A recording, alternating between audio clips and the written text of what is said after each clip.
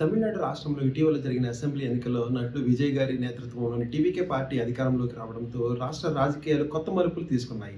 కొత్తగా ఏర్పాటైన విజయ్ గారి ప్రభుత్వం గురించి డీఎంకే అధ్యక్షుడు మాజీ ముఖ్యమంత్రి స్టాలిన్ గారు చేసిన సంచలన వ్యాఖ్యలు రాజకీయ వర్గాల్లో వేడి చర్చలు రేపుతున్నాయి. పార్టీ జిల్లా కార్యదర్శి సమావేశంలో మాట్లాడుతూ విజయ్ గారి ప్రభుత్వం ఎప్పుడైనా కూలిపోవచ్చు, ముందస్తు ఎన్నికలకు సిద్ధం కావాలి అని హెచ్చరించారు.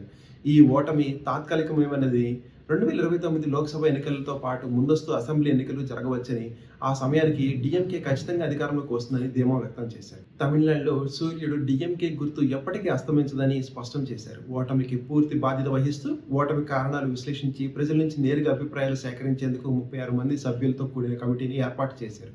విజయ్ గారి పార్టీ అధికారంలోకి రావడానికి కారణం సామాజిక మాధ్యమాలని స్టాలిన్ విమర్శించారు. ఇన్స్టాగ్రామ్ ద్వారా ప్రచారం చేసి బూత్ ఏజెంట్లు, ఓట్ల లెక్కింపు ఏజెంట్లు లేకుండానే గెలిచారు. చిన్నపిల్లలతో ప్రచారం చేయించి వారి ఇళ్లలో తల్లిదండ్రులు ఓట్లు సాధించారు అని అన్నారు ఆయన. డిఎంకే చరిత్రలో అనేక ఓటములు చూసింది, ఓడిపోయినప్పుడే ఫీనిక్స్ పక్షిలాగా పుంజుకుంటుందని, తాము అమలు చేసిన పథకాలు కొనసాగుతున్నంత కాలం ద్రవిడ మోడల్ ప్రభుత్వం బలంగా ఉంటుందని స్టాలిన్ గారు స్పష్టం చేశారు. ఆధునిక రాజకీయాల్లో ఇన్స్టాగ్రామ్, యూట్యూబ్ షార్ట్ వీడియోస్ యువతను నేరుగా చేరుకుంటాయి.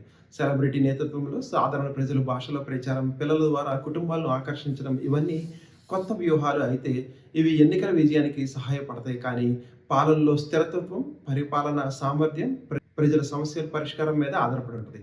కొత్త ప్రభుత్వం ఎప్పుడైనా కూలిపోతుందని చెప్పడం రాజకీయ వ్యూహం. ప్రస్తుతం విజయ్ గారి పార్టీకి మెజారిటీ ఉన్నందున సులభంగా పతనం కాదు. కానీ అంతర్గత విభేదాలు, వాగ్దానాలు అమలు లోపం, ఆర్థిక సవాళ్లు ఏర్పడితే పరిస్థితి మారవచ్చు. మొదటి కొన్ని నెలలు కొత్త ప్రభుత్వానికి పరీక్షా కాలం.